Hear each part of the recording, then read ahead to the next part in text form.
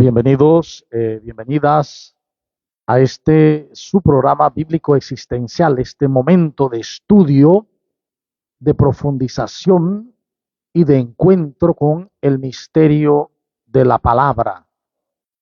Hoy estudiamos el capítulo 2 del Evangelio según San Mateo, recordando que estamos en este tiempo de fe creativa y procuramos ver a Mateo y a Marcos dentro de este tiempo del primer semestre del año, y a Lucas y Juan en el segundo semestre. Nos ponemos en oración ante todo para abrir el entendimiento al amor de Dios. En el nombre del Padre, del Hijo y del Espíritu Santo, te damos gracias, Señor, por este tiempo pascual, por este tiempo de vida que nos regalas, por esta capacidad de acercarnos a tu palabra, que tu Espíritu Santo nos revele el misterio que vivimos, que encontramos en tu palabra maravillosa, que seamos capaces no solo de aprenderle, sino de vivirle, de ser evangelios vivientes. Por Jesucristo nuestro Señor.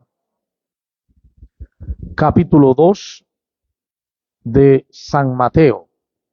Nacido Jesús en Belén de Judá, en tiempo del rey Herodes, unos magos que venían del oriente se presentaron en Jerusalén, diciendo: ¿Dónde está el rey de los judíos que él ha nacido?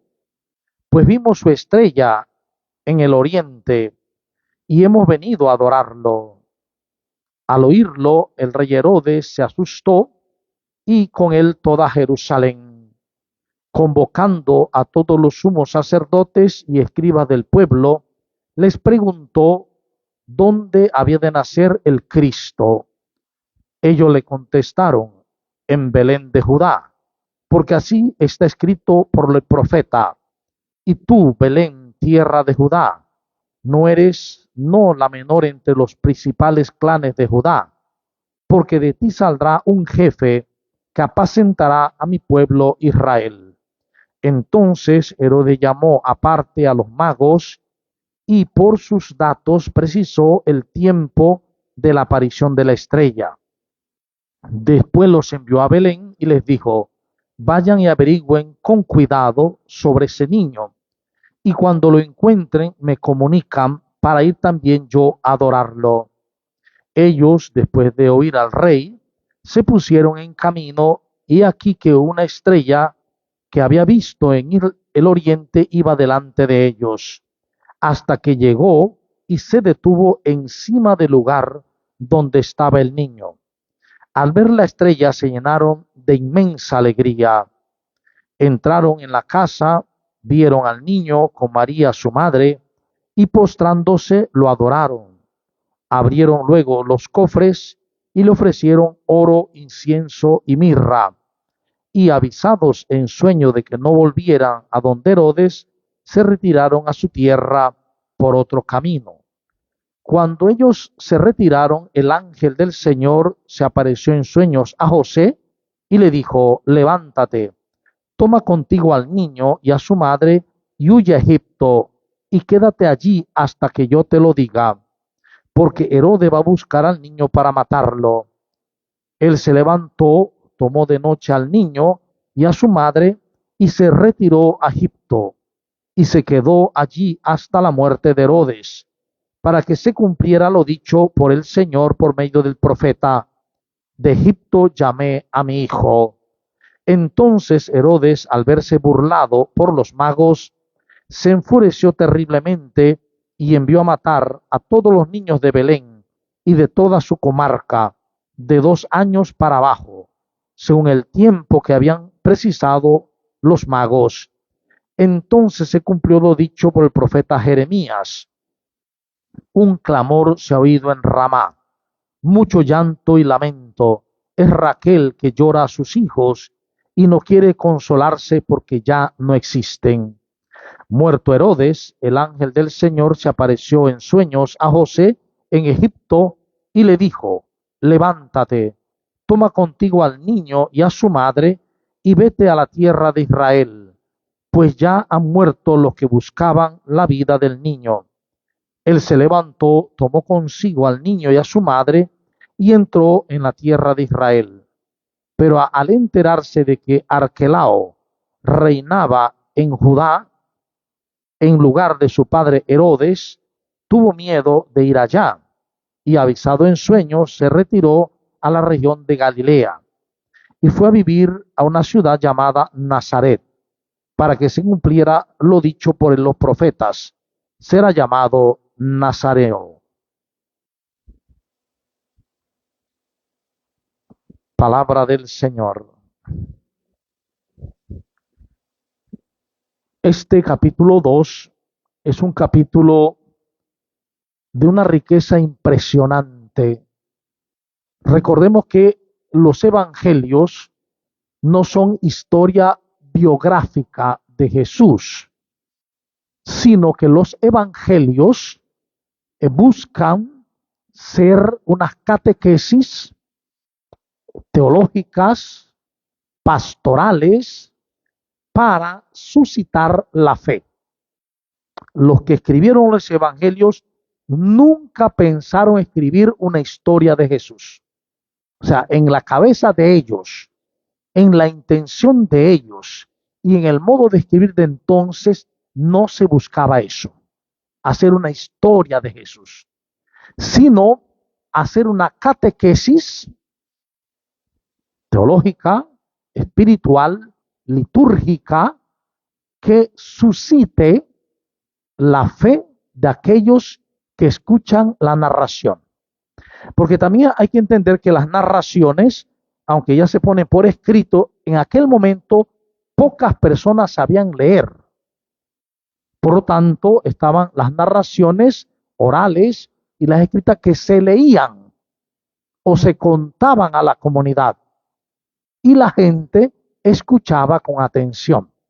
De esa misma forma, es como guardaban la buena noticia de Jesús. Entonces entramos en Mateo, en este capítulo 2, que es escrito para los que están en Galilea. Cuando vino la persecución romana hacia el 71, después de la destrucción del templo, 74 por allí, todos huyeron los discípulos hacia el norte. Otros habían ido para otro lado, pero sobre todo hacia el norte. Y estuvieron allí, en el norte, refugiados con otros creyentes, con otras comunidades. Entonces, él escribe, Mateo, a ellos. Pero, evidentemente, ya hay una noción de la universalidad de la fe. La fe no es solo para los judíos, la fe cristiana, la fe en Yoshua, sino que es una fe abierta al mundo. De ahí entonces se entiende por qué la primera parte del capítulo 2, cuando dice, nacido Jesús en Belén de Judá, en tiempo del rey Herodes, unos magos que venían de Oriente se presentaron a Jerusalén. No se sabe cuántos magos son. Se supone que son 3 porque traen oro, incienso y mirra. Pero lo que sí se sabe es que al venir de Oriente no vienen del mundo de Jesús, vienen del mundo pagano. Y esto significa la apertura de la fe al mundo. La fe cristiana no tiene paredes, no tiene cercas, es universal. Entonces llegan a Jerusalén diciendo, ¿dónde está el rey de los judíos que ha nacido? Bueno, ¿y cómo sabían que había un rey de los judíos? El texto pone la respuesta, pues hemos visto su estrella en el oriente y hemos venido a adorarlo. Había una tradición en Oriente y en muchos países del mundo oriental, que luego también pasa al occidental, sobre todo a Roma, y es que cuando nacía un rey, un hijo de rey, con él nacía una estrella, puesto que el rey era divino, el hijo del rey también lo era. Y el signo de que había nacido un hijo de rey era una estrella naciente que certificaba que este nuevo nacido es o pertenece a Dios del cielo. Entonces, por eso el tema de la estrella. Ahora bien, Mateo, la estrella, la presenta siguiendo la tradición de entonces. Pero ya los padres de la iglesia de los años 100, 200, interpretan la estrella como un símbolo. Y veremos por qué. Dice el texto, al oír esto, ellos dijeron, venimos a adorarlo. ¿Qué significa adorar en el texto? Adorar significa no lo que nosotros hemos entendido ahora, que yo te adoro Dios, que yo te adoro Señor, que me pongo de rodillas. Esos son los signos, ponerse de rodillas. Pero la adoración verdadera es un acto del corazón, de la mente, en la que yo acepto que Él es mi Señor. Cuando se adoraba al rey o al emperador, significaba que se aceptaba que Él era dueño de todo. Si el emperador decía, yo quiero esta y esta mujer de esposa, aunque tuvieran casadas, se las llevaba. Porque el emperador lo decía y era el dueño. Y los súbditos reconocían ese señorío.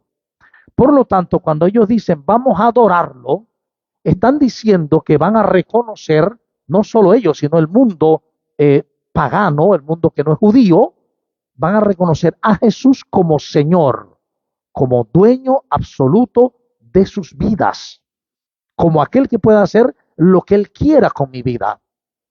Y esto es de mucha importancia, porque Jesús enseñó que si nosotros seguimos su vida y seguimos su palabra, seguimos la verdad. Y si seguimos la verdad, nos hará libres, verdaderamente libres.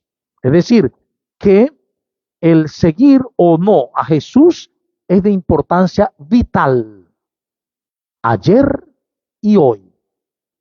El elegir una vida con Jesús y en Jesús, o elegir una vida sin Jesús, determina totalmente la vida, de manera diferente. En otras palabras, el seguimiento de Jesús no se resume o no va a residir solamente en una especie de culto de un día a la semana. No, no. Ese día de culto a la semana es la síntesis. El misterio lo celebro y el misterio que celebro lo vivo.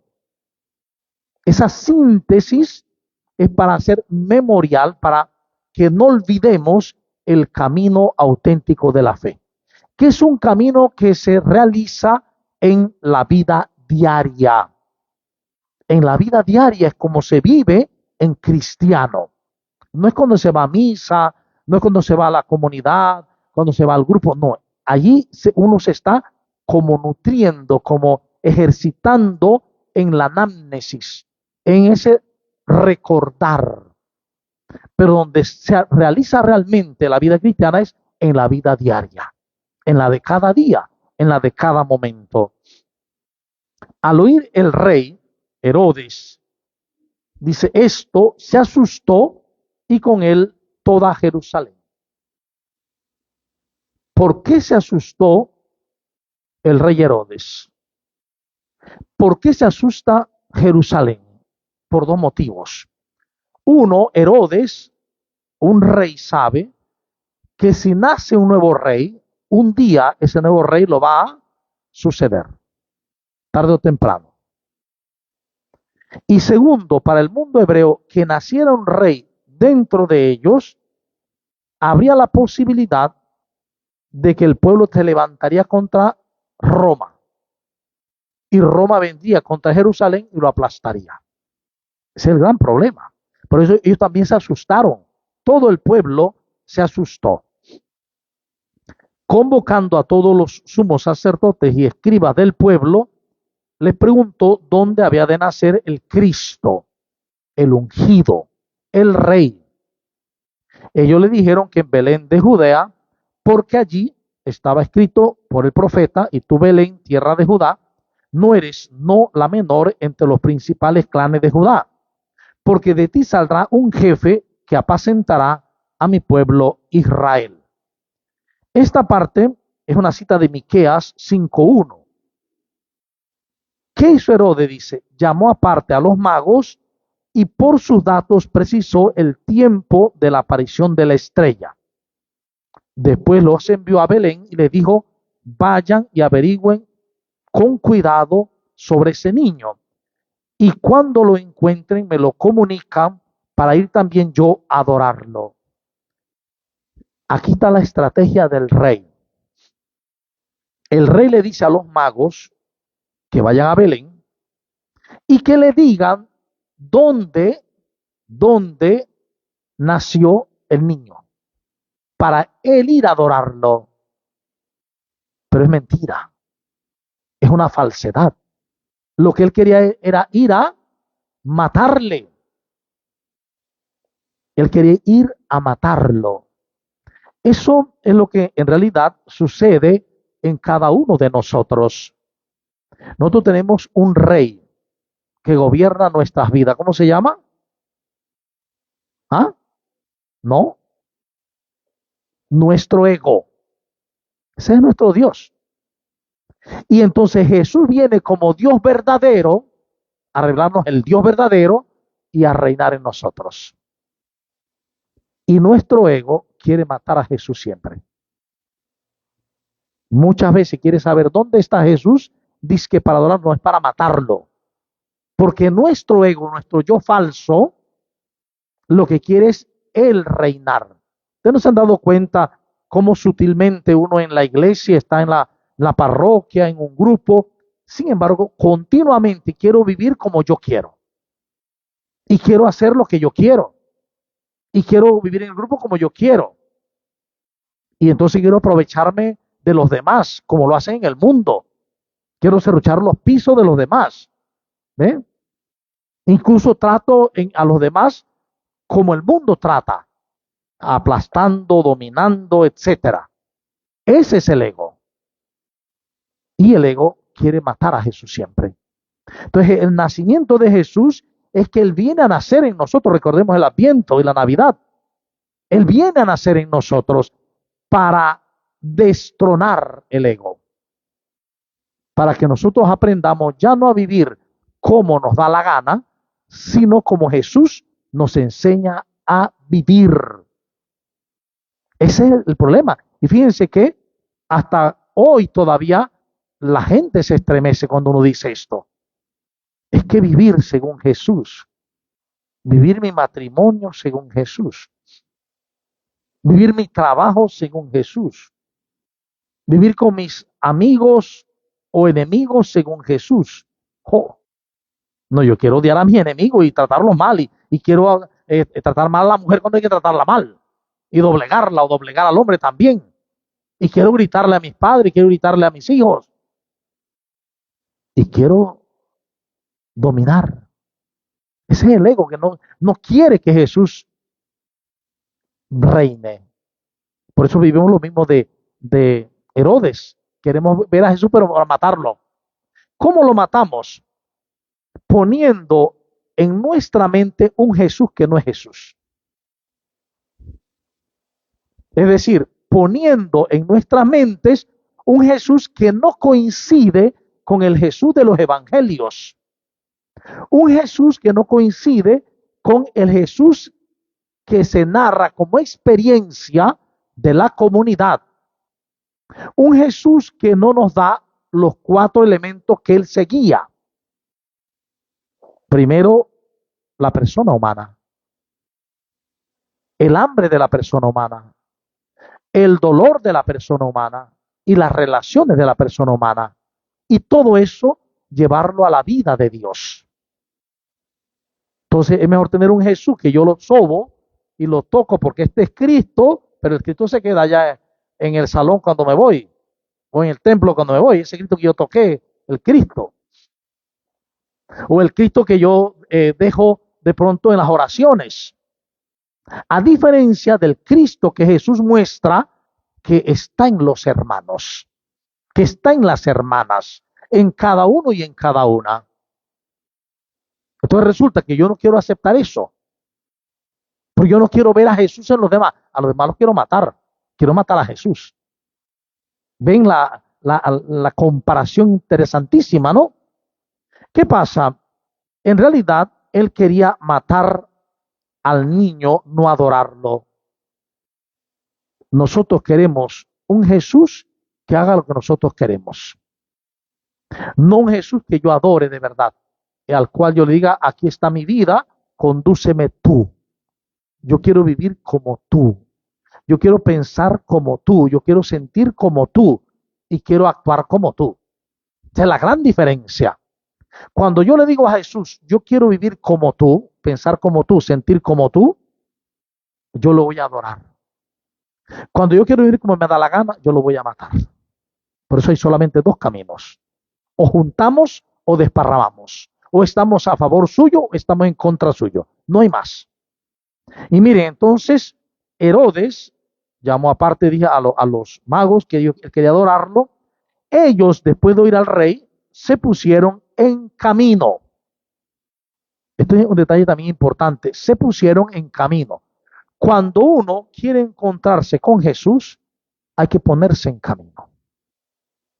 Y si bien es cierto, es Él el que nos encuentra, todas las personas del Evangelio se pusieron en camino para poder encontrarse con Jesús. Se pusieron en camino. Eso implica, ¿qué implica ponerse en camino? Imagínense, de Jerusalén a Belén hay una buena distancia, ¿eh? Hay una buena distancia. Entonces, ponerse en camino implica sudor, cansancio, etcétera, peligros. Ponerse en camino es la senda que sigo para morir al hombre viejo y resucitar al hombre nuevo. Me pongo en camino. Dice el texto que entonces, he aquí que la estrella que habían visto en el oriente iba delante de ellos. Qué interesante, una estrella que va delante de una persona o de un grupo de personas. ¿Te han visto cuando ha caído una estrella fugaz? Que es un meteorito o algo así, ¿no? Cuando ha caído, eso es muy rápido, sucede muy rápido, a unas velocidades impresionantes. O sea, no se va ahí caminando con uno, ¿eh? No va avanzando con uno. Entonces, hubo mucha gente que decía, bueno, lo que pasa es que fue la conjunción de los planetas que entonces se vieron más brillantes y ellos lo siguieron. No, es que fue el planeta, tal vez el cometa Halley que en aquel momento otra vez pasó y entonces ellos siguieron la... No, no. Esta estrella en boca de Mateo, ya en el año 85 después de Cristo, es una teología. Esa estrella es la estrella de la fe. Es la estrella de la fe. Y miren, dice que ellos cuando se ponen en camino, la estrella va delante de ellos. Es la fe que ilumina y encamina a las personas. Tanto así que cuando al principio, hasta el año 400 y resto casi 500, una forma de decir a los recién bautizados era estrellas. Cuando tú vas a ver las catequesis bautismales o mistagógicas de San Juan Crisóstomo, en la número 6, dice, ustedes ahora que han sido bautizados son como las estrellas del cielo. No se pueden tocar, pero pueden guiarnos. Un cristiano creyente es una estrella del cielo. Es alguien que sin decir nada guía a los demás hacia la verdad, hacia el amor. Entonces dice, lo interesante es que la estrella se detuvo encima de donde estaba el niño. La fe, la estrella de la fe se detuvo encima de donde estaba el niño. Es decir, la fe nos muestra dónde está Dios. En este caso, ¿dónde está Jesús? Encima. Hoy podríamos decir que en una celebración, litúrgica, la estrella de la fe se va moviendo y se posa donde está Jesús. Primero va con el presidente y su ministro, las velas, son signo de la estrella. Luego las velas van al ambón, donde está Jesús en su palabra. Y las estrellas van al altar donde está Jesús en la Eucaristía. El recorrido de las velas, el encendido de las velas, va indicando dónde está la presencia en la que estamos conscientes en ese momento para vivirla. Presencia en la comunidad y suministro. Presencia en la palabra y presencia en la Eucaristía. Entonces, la estrella de la fe siempre nos conduce. ¿Qué sucede? Dice, al ver la estrella se llenaron de inmensa alegría. La fe llena de alegría el corazón de los seres humanos. La fe verdadera, la fe que viene de esa escucha de la palabra, llena de alegría el corazón, llena de vida. La fe es alegre. La fe en Cristo es alegre porque el encuentro con Jesús es siempre motivo de alegría. Y no hay mayor alegría que esa, porque es una alegría que no pasa. Ayer yo estuve en una presentación de un psicólogo clínico que estaba dando un tema y él decía que la alegría es pasajera siempre. Yo no opiné, no quise opinar. Sentí que no era el momento de decir nada. Pero yo sí pensaba, es que el placer es pasajero. La alegría sucede y está. Porque la alegría verdadera no es carcajadas. No es una explosión de pronto de algún tipo de feromonas o de hormonas. No. La alegría es un estado de paz absoluta. Esa es la alegría. La alegría en el Señor es nada me turba, nada me espanta. Estoy alegre. ¿Ve? Y la fe está unida a la alegría. Dicen que un día le dijeron a San Francisco de Asís que era la fe, la alegría. Y él dice, mira, la alegría no es que me vengan 1000 hombres y se metan a el monasterio. La alegría no es que me traigan una donación de muchas cosas para los monjes. La alegría es un día salir a pedir en invierno con la nieve y sentir que mis pies descalzos se entumecen, tocar puertas que no se me abren, pero seguir creyendo en que Dios está conmigo. Eso es la alegría. Eso es la paz. Es decir, es la conciencia de que Dios está conmigo y yo con Él y nada ni nadie me separará de su amor. Entonces dice, de esa alegría, fíjense qué hicieron. Entraron en la casa. Hay como unos pasitos, ¿no? Entraron en la casa. No se quedaron viendo de lejos qué bonita la estrella y qué bonita la casa, ya no. Entraron en la casa. Primera cosa. Segundo, vieron al niño con María, su madre. Vieron al niño con María, su madre. Están conscientes de que ahí está el niño, ahí está el rey. Luego dice, postrándose, el signo, postrándose, los 5 puntos, los codos, la rodilla y la frente en el suelo, postrándose, el signo, lo adoraron. Lo adoraron significa, le reconocieron su Señor. ¿Y cuál es el otro signo de esa adoración? Dice el texto, abrieron luego sus cofres y le ofrecieron sus dones, oro, incienso y mirra. El oro de los reyes, el incienso de los sacerdotes y la mirra de los profetas. ¿Y esto qué tiene que ver con hoy? Es que recuerden que cuando a uno lo bautizan, uno lo hacen sacerdote, profeta y rey de Cristo, de Dios. Por lo tanto, el texto de que le abrieron el cofre, ¿cuál es nuestro cofre más sagrado? ¿Ah? El corazón, esta mente.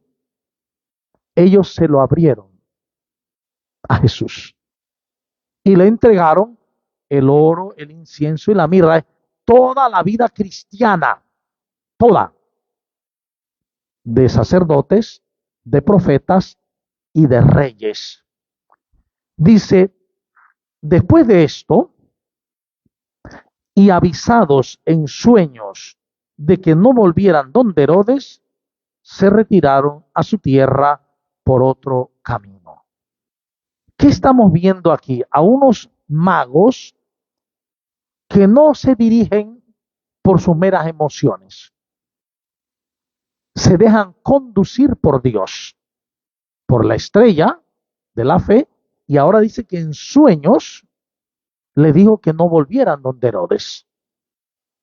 Entonces se retiraron a su tierra por otro camino. Fíjense, cuando fueron donde Jesús, iban siguiendo un camino iluminados por la estrella. Al regresar de Jesús a sus casas, iban por otro camino. ¿Cuál camino? El de Jesús. Porque Jesús es el camino, la verdad y la vida. Ahora ellos regresan por el camino que es Jesús. ¿Y cómo sé eso? ¿Cómo sabemos? Porque ese texto se escribió después. Y lo que se está narrando es la experiencia post-pascual unida a la prepascual. Están usando la simbología. Regresaron a la tierra, a su tierra, por otro camino. El ideal es que todo el que lee este texto, todo el que escuche ese texto, cuando regrese a su casa, regrese por otro camino. ¿Por cuál camino? Por el de Jesús. Yo vine aquí siguiendo el camino, sí, de la fe, yo creo, tengo un nivel de fe, pero aún así tengo mis propias ideas y tengo la manera en que he creído que se sigue a Jesús y la manera en que creo que voy a seguirlo. Ahora, encontrándome con Jesús, dándole mi corazón, toda mi vida profética, sacerdotal y real, ahora regreso por otro camino. Ahora regreso como Jesús, para vivir como Jesús. Y esto no es nada extraordinario, es vivir la vida ordinaria como Jesús. ¿Y cómo dijo Jesús que se vivía su vida? ¿Cómo Jesús dijo que se podía vivir su vida? Ámense los unos a los otros como yo los he amado. Ellos fueron a Jesús por el camino de la fe y de Jesús regresan por el camino del amor a sus casas. Eso es lo que pasa con la fe. Cuando ellos se retiraron, el ángel del Señor se apareció en sueños a José. Ahora vemos a otro personaje, a José, que ha venido siendo guiado por Dios mismo. Es Dios el que ha guiado a José y lo sigue guiando. José ha tomado el camino que Dios le dio, asumió a la mujer, a María, asumió a su hijo, pero ahora ha seguido viviendo en familia, pero siguiendo a Jesús, siguiendo lo que Dios le dice. Entonces hay que hacer una pregunta: ¿cómo nosotros vivimos nuestra familia? En nuestra familia, ¿quién nos guía? ¿Quién nos conduce? A José lo conducía Dios. Nosotros, ¿por quién nos dejamos conducir? ¿Por quién nos dejamos guiar? Dice el texto que le dijo: levántate, el ángel del Señor, levántate, toma contigo al niño y a su madre y huye a Egipto y quédate allí hasta que yo te lo diga. ¿Sí? Versículo 13. ¿Por qué es importante esto? Porque lo que está sucediendo aquí es una un paralelismo con Moisés. Moisés está en Egipto, vive en Egipto y va a ser el gran liberador de su pueblo. Ahora Jesús se va a Egipto, huyendo del rey Herodes. Moisés huyó del también el rey de Egipto, no del faraón. Ahora dice, él se levantó, tomó de noche al niño y a su madre y se retiró a Egipto. Obediencia total a Dios. Miren, José nos dijo, no hombre, esperemos un tiempito que amanezca porque estamos... No. Mire que vamos a esperar unos meses que esté más calientito. No. De inmediato siguió la voz de Dios y se fue a Egipto. Y se quedó allá hasta la muerte de Herodes. Y dice el texto, releyendo el Antiguo Testamento, para que se cumpliera lo dicho por el profeta, de Egipto llamé a mi rey. Así como llamé a mi rey, que es Moisés, profeta, así también llamo a mi rey, profeta, que es Jesús. Entonces Herodes, al verse burlado por los magos, se enfureció terriblemente y envió a matar a todos los niños de Belén en toda la comarca, de 2 años para abajo, según el tiempo que había precisado los magos. Entonces se cumplió lo dicho por el profeta Jeremías. Este dato del versículo 16 es muy interesante porque es un relato calcado en él de la infancia de Moisés. Y recuerden, los niños que estaban matando, los egipcios mataban los niños varones hebreos. Esto es un calco de aquella narración, se calca sobre Jesús. Por eso es que no hay ningún dato, no he encontrado nunca un dato que haya habido una matanza de niños en los datos romanos, en lo que se anota, ellos anotaban las cosas, incluso en los historiadores romanos o cristianos, no aparece en ningún lado que hubo una matanza de este tipo, sino que es un paralelismo, pero hecho desde el calco de la vida de Moisés. Y lo que quiere reflejar es cómo a lo largo de la historia muchos niños han muerto precisamente con sus familiares por creer en Jesús. A lo largo de la historia, después del nacimiento de Jesús, muchas familias han muerto con toda su familia, con niños y todo, por creer en Jesús. Recuerden, esta narración se escribe en el 85. Ya en el 85 había habido varias persecuciones.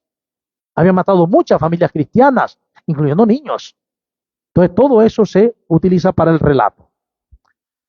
Se pone el texto de un clamor, dice, se oye en Ramá, que es cita de Jeremías 31:15, un clamor se ha oído en Ramá, mucho llanto y lamento en Raquel, que llora a sus hijos y no quiere consolarse porque ya no existen. Es una narración traída también del Antiguo Testamento. Recordemos que dijimos en la introducción que cuando comienza a estructurarse los evangelios, traen recuerdos de Jesús, dichos, pero que buscan probar desde el Antiguo Testamento. Entonces, como el Antiguo Testamento se conocía muy bien en el mundo judío, exactamente, traían texto y lo ponían, como dice aquí, como dice acá, esto es para que se cumpliera así en todos los evangelios. Entonces, es una forma literaria. Dice, muerto Herodes, el ángel del Señor se apareció en sueños a José y en Egipto y le dijo, levántate. Todas las veces parece estar acostado, parece estar en sueños, parece que están dormidos. Y es que en el mundo oriental, la persona que no está consciente, en conciencia, está dormida. Y la que está consciente está despierta. Es decir, una persona que no escucha la voz de Dios permanece dormida y sigue los caminos del mundo. Hoy una persona dormida vive lo que el mundo vive, quiere lo que el mundo quiere, ¿ve? Y sufre lo que el mundo sufre. Una persona despierta se levanta, y levantarse en griego se dice anastasein, que significa lo mismo que resucitar. El que vive consciente vive resucitado, vive en el camino de Jesús, vive en el amor. Entonces, levántate, le dice, toma contigo al niño y a su madre y vete a la tierra de Israel, pues ya han muerto los que buscaban la vida del niño. Miren que no le dice, oye, levántate y vete solito y deja a José y a María y anda a ver. No, levántate y toma tu familia. La cuestión es lograr caminar en familia, siguiendo lo que Dios dice.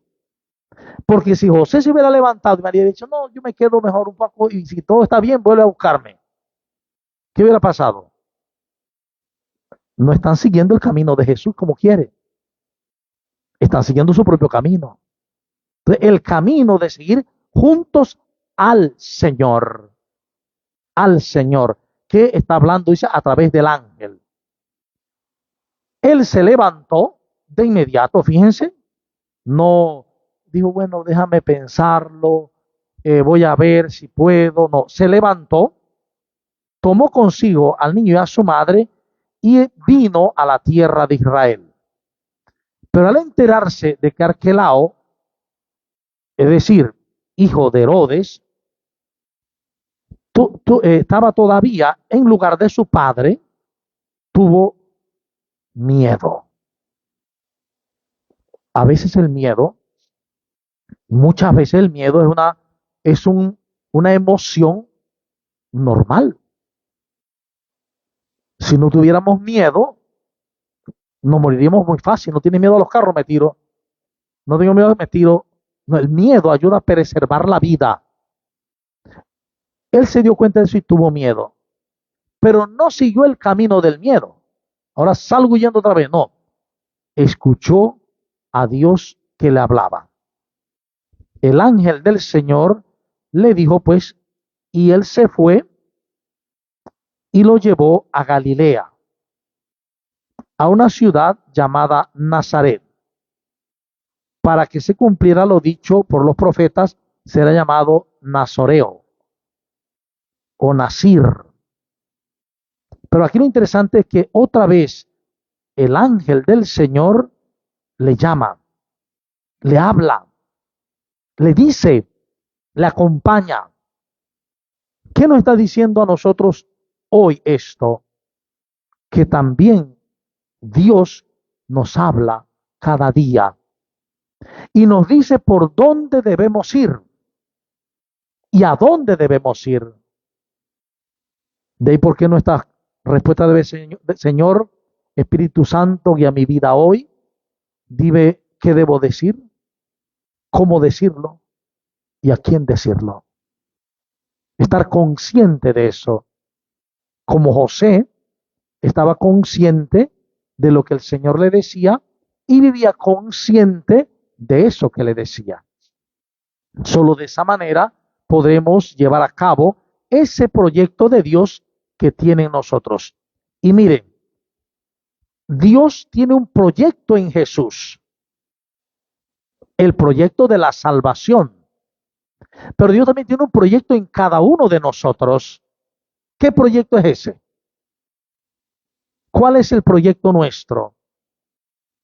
Ser ingeniero, arquitecto, médico, presbíteros, no.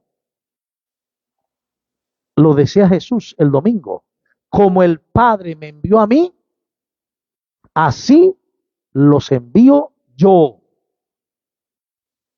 Como el Padre me envió a mí, así los envío yo. Jesús está diciendo, la misión que el Padre me dio es la misma misión de ustedes.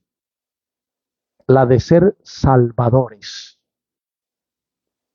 Y salvadores en el mundo de Jesús no significa para más allá, sino la de ser portadores de la vida abundante de Dios, de la vida amorosa de Dios, de la vida de ternura de Dios. Y si en mi vida, como padre de familia, como madre de familia, como esposo, como esposa, como hijo, vivo con los que vivo, ese amor de Dios, esa compasión de Dios, esa vida abundante de Dios, estoy llevando a cabo mi misión. La misma de Cristo en mi hogar, en mi trabajo, donde quiera que yo esté. Por eso, el Evangelio no es una narración histórica que se queda en el pasado.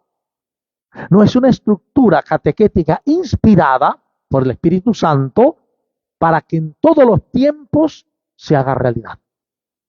Para que hoy precisamente nosotros vengamos siguiendo la estrella de la fe y volvamos siguiendo el camino del amor de Jesús a la casa. Y allí en la casa demos testimonio de Cristo, del amor de Cristo, viviendo como Él vivió. En el amor y en la compasión.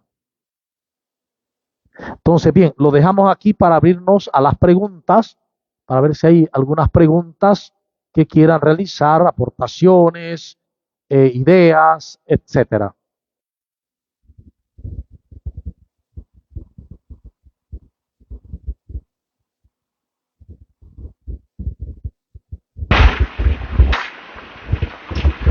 Buenas noches, Padre, y a todos.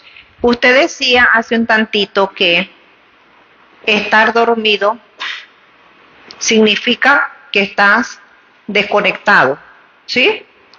Sin embargo, Dios se le aparecía a José en los sueños. Le hablaba a través de los sueños y él obedecía lo que Dios le decía. ¿Cómo puedo hacer la diferencia entre lo que usted dice que estar dormido es estar? No hay diferencia, porque tú vienes dormido a una Eucaristía, vienes dormido a la formación, vas dormido a un encuentro, y ahí dormido Dios te está hablando, con la palabra que te dice, con la narración que se te ofrece. Ahí te está hablando Dios en la inconsciencia. Dios te llama en la inconsciencia para que salgas a la conciencia. El Espíritu Santo es el que hace eso. Ahí lo llama el ángel del Señor. El Espíritu Santo es capaz de hablarnos dormidos para despertarnos. A veces puede ser que estés dormido roncando también, pero no se refiere a ese dormido, al estar dormido como inconsciente. Hay una película muy interesante, se llama Conversaciones con Dios. Al final, él descubre y dice, es que Dios nos está hablando siempre. Dios todos los días, a cada instante, nos está hablando a nosotros como a Moisés o como a los profetas, siempre. Pero soy yo que al estar inconsciente, no escucho su voz, no veo sus signos, porque estoy dormido. Estoy preocupado por el dinero, estoy preocupado por lo que debo comprar, estoy preocupado por a quién tengo que conquistar, estoy preocupado por... Y en esa preocupación de quedar bien, de que me quieran, de que me acepten, en esa preocupación de eso, no veo y no escucho la voz de Dios. Y todos los días nos está hablando. Siempre. Incluso en el que viene a pedirme un trozo de pan. Ahí me está hablando. Tuve hambre y me diste de comer. Ahí me está hablando. Lo que no me deja escuchar es la inconsciencia precisamente. Y no me deja escuchar el seguir mi propio ego. Si José hubiera seguido su propio ego, cuando él dijo, llévate a María, tu madre, a María y a su criatura, no, yo no me la llevo, se llevó de otro. Si hubiera seguido su ego. Entonces, en la inconsciencia, el Espíritu Santo nos habla para que elijamos, podamos elegir, ¿elijo a Jesús o elijo al mundo? Eso es lo diario. Cuando voy a hablar con alguien, elijo hablarle desde Jesús o desde el mundo. Cuando voy a tratar a alguien, elijo hacerlo desde Jesús o desde el mundo.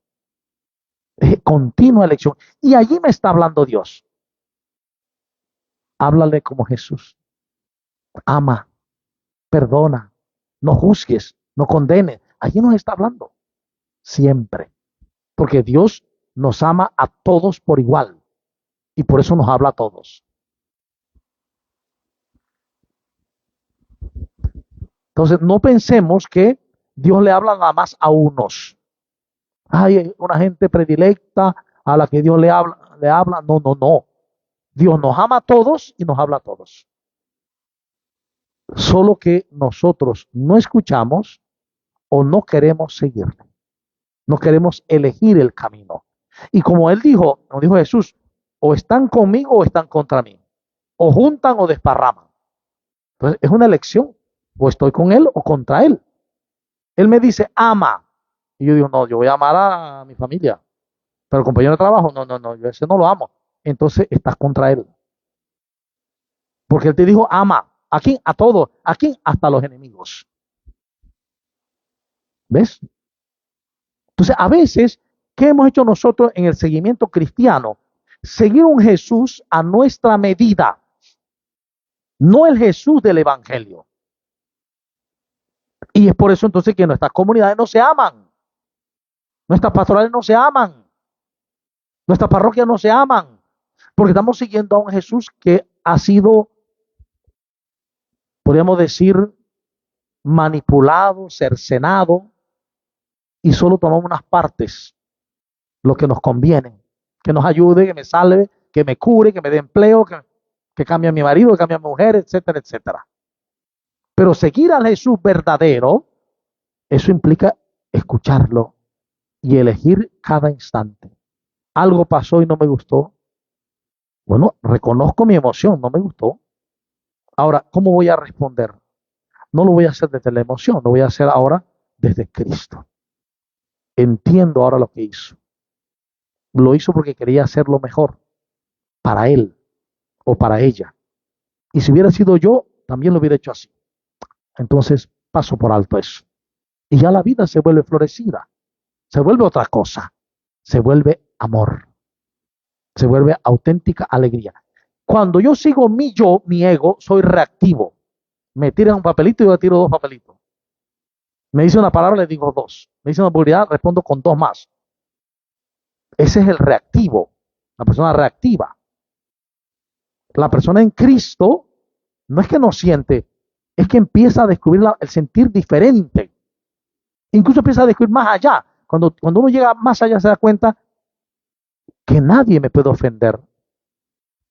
¿Cómo así? Nadie me puede ofender. Yo me ofendo.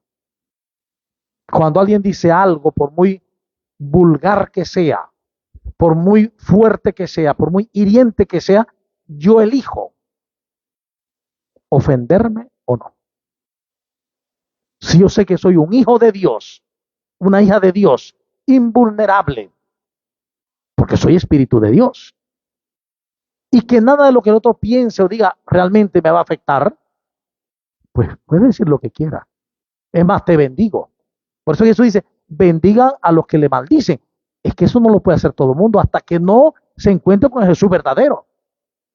Mientras yo no me encuentre con el Jesús verdadero, no puedo bendecir a los que me maldicen, orar por los que me persiguen. No lo puedo hacer. Solo se puede hacer cuando me encuentro realmente con Cristo. Cuando me despierto realmente, cuando quedo iluminado realmente, cuando salgo de la inconsciencia a la conciencia. Y eso es lo que buscaba el catecumenado al principio de los siglos. El catecumenado agarraba una persona que tenía la vida que fuera y se le daba una serie de catequesis por 1 año, 2 años, 3 años, hasta 5 años, hasta que la persona viniera y dijera, ya estoy listo. Y el padrino dijera, o el testigo, es una persona buena ya. Ahora que una persona buena, vamos a bautizarla.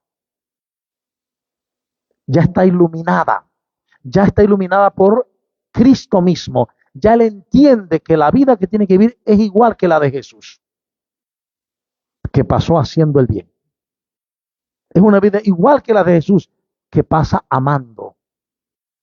Y por eso tenemos la Escritura hoy, gracias a Dios, para poder ver qué es lo que Jesús vivió, cómo lo vivió, para vivirlo nosotros. Y entonces, viviéndolo así, es cuando realmente le adoramos. No es cuando me voy allá y me pongo de rodillas nada más y le canto, pero llego a la casa maldiciendo, peleándome, jugando. Eso no es adoración. La auténtica adoración está unida a la vida. Y una vida según Dios. Es decir, una vida según Jesús.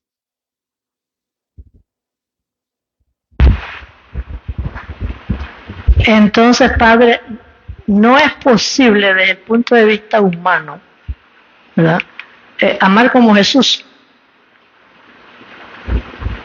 Desde el punto de vista del hombre natural, o como le digo, amar como Jesús, solo, sí y solo sí, me dejo conducir por el Espíritu Santo.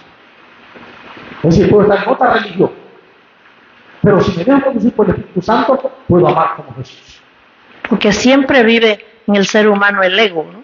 El ego vive en el ser humano, pero el ser humano debe entender que es una invención propia. Incluso el ego no es real. Es una invención mía. Desde que empecé a nacer y a veces antes de la información que me llegó, me fui creando una idea de mí que responde a lo que la gente enseñó a mi vida de mí y lo que yo fui creyendo que era yo. Ese es el ego. Es una suma de creencias que me hacen pensar que eso soy yo. Y por eso el ego me hace creer que yo soy lo que, como me visto, cuánto dinero tengo, cuánto logro, eso soy yo. El ego. Entonces, para poder ser yo como quiere ser el ego, tengo que pensar a otros, tengo que ser mejor que los otros. Y tengo que presentarme mejor que los demás también. Eso causa separaciones. Entonces, viene la pelea en las comunidades por el ego, porque yo lo hago mejor y tú lo haces mal.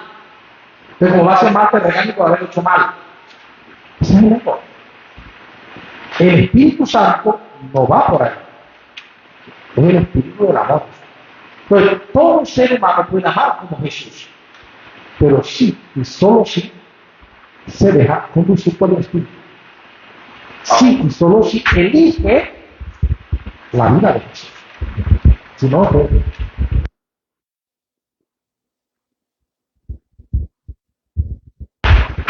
Creo que usted lo mencionó, aunque esté en otra religión.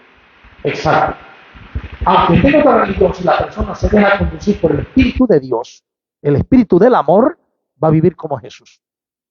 Por ejemplo,